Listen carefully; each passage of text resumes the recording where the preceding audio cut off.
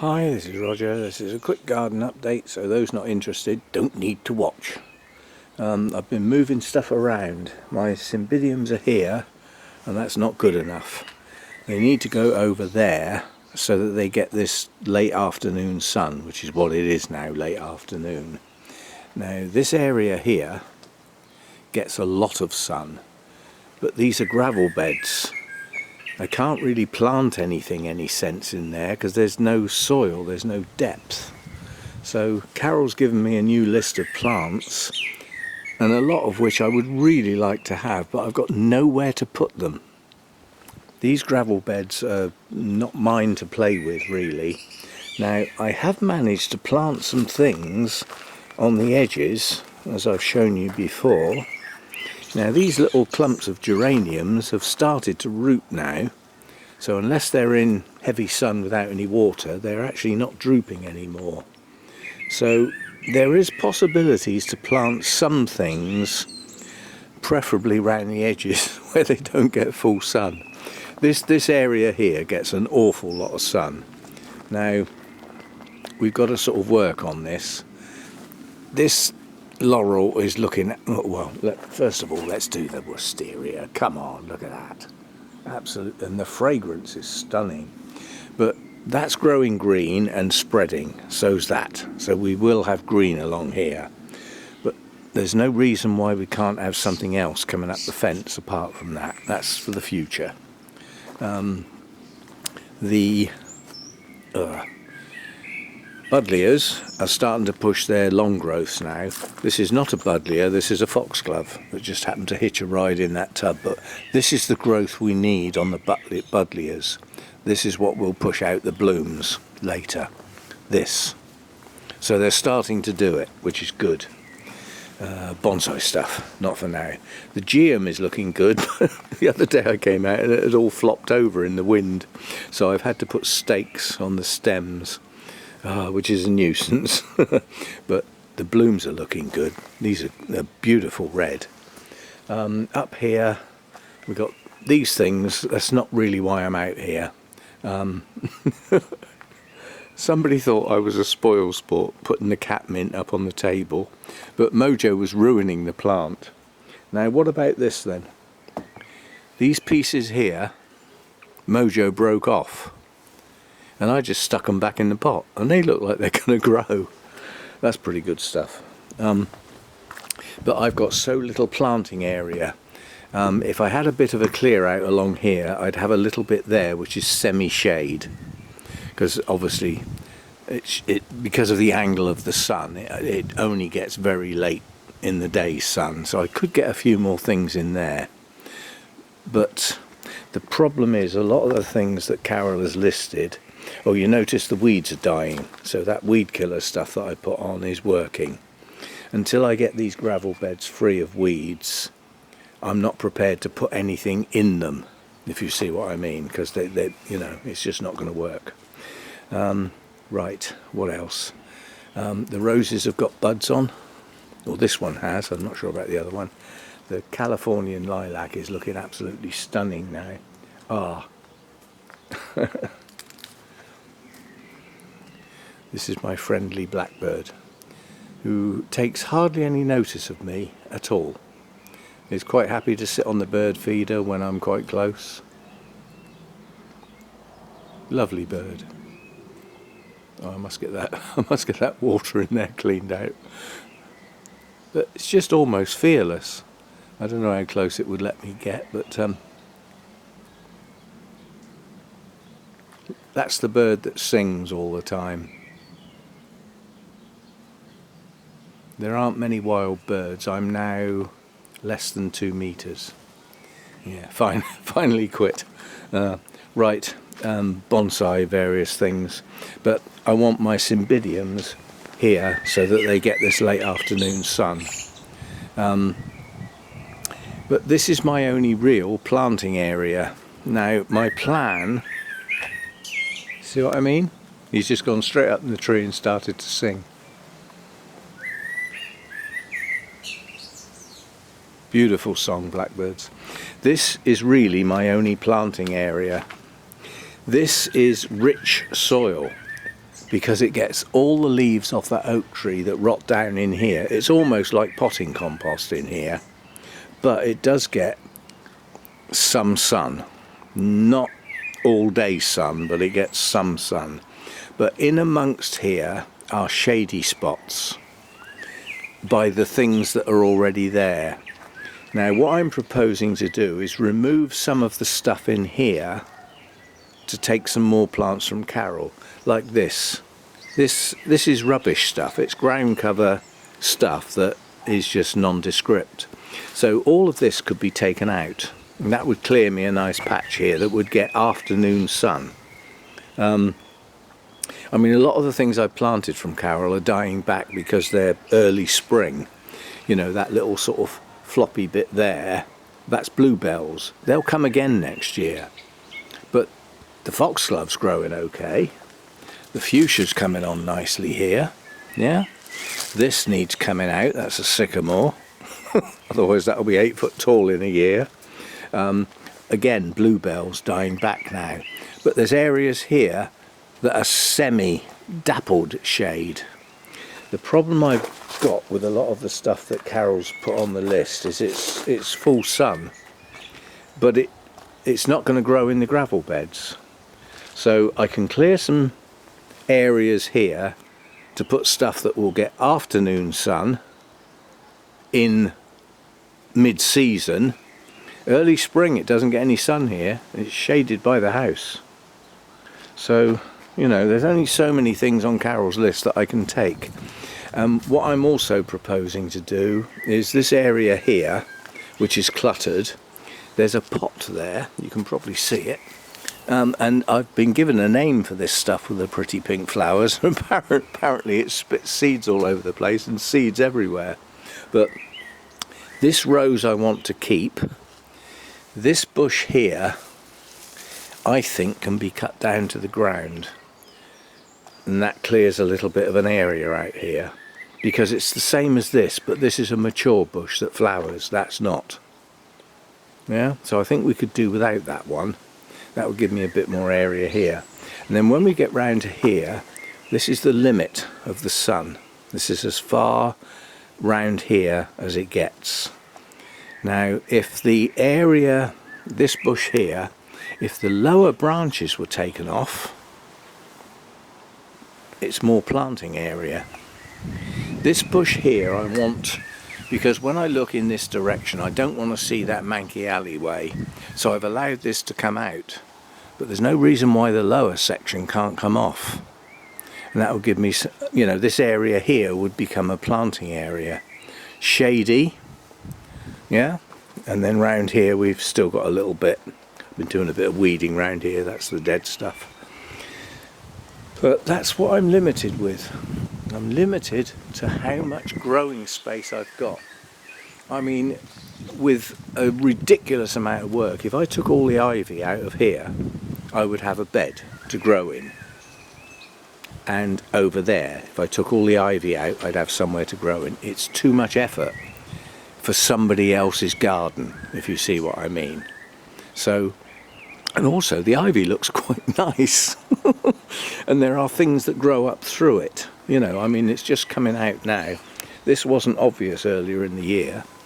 This geranium here that comes up through the ivy has absolutely stunning flowers on it.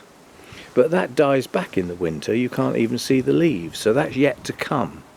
I mean, we've got oak trees coming out all over the place. They'll all have to come out. We can't leave them to grow on, can we? But anyway, looking forward to the roses coming out on here. And I think, yes, we've got loads of buds on this rose as well. So we've got roses to come quite soon. We've got certain trees in areas that need to come off at ground level to stop them growing. And that includes this one here. I think that's an alder. But we don't want an alder tree growing up the front of a bed. So that's got to go. And just as a matter of interest, all those who thought the wisteria was dead and I'd killed it, well, far from it. Look at it. It will come a time, if you look there, that's the sort of runner that will get up in the hedge and go up in the tree. Those are the ones that are going to be clipped off. Now what I might do, I don't know whether I can do this or not, I'd like to, is this big thick piece here is not going anywhere. That's a solid piece of timber. Up there is a tree trunk. If I put a hook in that tree trunk, I could run a cord or a wire from that tree to here, and then these wisteria runners that come out could be trained along the fence, and anything that starts growing up above the fence just comes off. That way we would have these lovely wisteria, this gorgeous foliage along that fence instead of looking at the fence. That is an idea that I might work on, because I'm not allowing this wisteria to go above the fence. That was a lot of work trying to get that down again, and it's starting to shoot out. And do you know, I do believe there, that I think is a bloom. This wisteria grew throughout this entire hedge here and right up into the top of that tree, and not one bloom. So I don't even know what the blooms on this one look like. And it was because of the way it hadn't been pruned. I was going to say the way it had been pruned, but it was the fact that it hadn't. It had been let to go rampant. But yeah, it's alive and needs to be kept under control, so we'll deal with that. But I think with a bit of shuffling around, this is my only real planting area. This end gets more sun than this end, but it doesn't get all day sun. So things that need full sun are probably not going to do as well as they should do here. And also you're looking at quite a rich soil, so those things that like the impoverished soil and stuff like that, I might try some of those round the edge of the gravel bed. But until I get rid of the weeds, we're not doing that. So there we go, a sort of update on what's going on in the garden. And well, it's an orchid channel, isn't it? This is my native orchid. The main tubers have died, they've rotted, but I've got two little seedlings that are growing on, and hopefully they'll make it. That is a type of marsh orchid. It's a leopard marsh orchid. Leopard being the markings on the leaves. So that's my only native orchid. So there we go, that's a sort of look round as to my thoughts. What I really need to do is get the rest of my bonsai staging sorted out so that I can get some proper staging rather than perching stuff on chairs. And you know, these tables are okay, but they'd look better with a single plant on them. Oh, one for Gail. I don't know whether you should be able to see it, even though there's a blue butterfly. That's a holly blue. I can't zoom in on it unless it lands. It's landed. Whether I can zoom in on that, I don't know. See, I've lost sight of it completely now, so I don't know whether I'm actually zooming in on it or not. I've got a flipping clue what I'm looking at. Anyway, somewhere in that shot is a holly blue. Ah, gotcha. That's my maximum zoom. There we go. So yeah, one for Gail, a blue butterfly. Holly blue is the blues that are around this time of year, and I get quite a lot of those in the garden. And earlier today we had an orange tip and two brimstones, so 3 different types. They're getting about, but there's not enough colour that suits them in the garden to hold them here. The holly blue is attracted to foliage rather than blooms. So anyway, that's a look round and some thoughts about what I can do. Because what I'd like to do is I'd like to turn this into something special, because it's the only bit of planting ground I've got, and at the moment it's not special. Now next year in the spring it will be quite special, because we'll have the fritillaries, the bluebells, the snowdrops, the primroses, we'll have quite a, and those things at the end.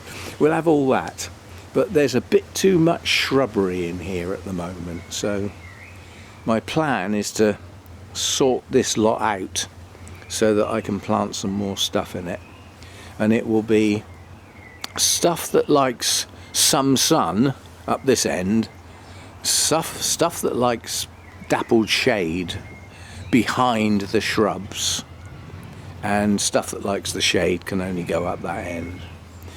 And we'll see what we can do, but it's really nice of Carole to offer the list. I've looked all of them up. There's a big long list of plants, many of which I've never heard of, but when I looked them up, I knew the blooms, but I just didn't know the name. So we will be getting another box of plants to plant out, and you know the item that was on that list that's not a blooming plant, that's probably so special for me because it's one of my favourite plants? Ferns. Now I don't know what sort, but I love ferns. I absolutely adore the green and the way they come out and unfurl. So hopefully in the next lot we'll get some ferns. And ferns can take some sun as long as they're not in sun in dry soil all day long. So we should be able to get some of those, and the larger ones can get up the back there. We'll see what we can do, but I'm determined to have this garden attractive but not formal.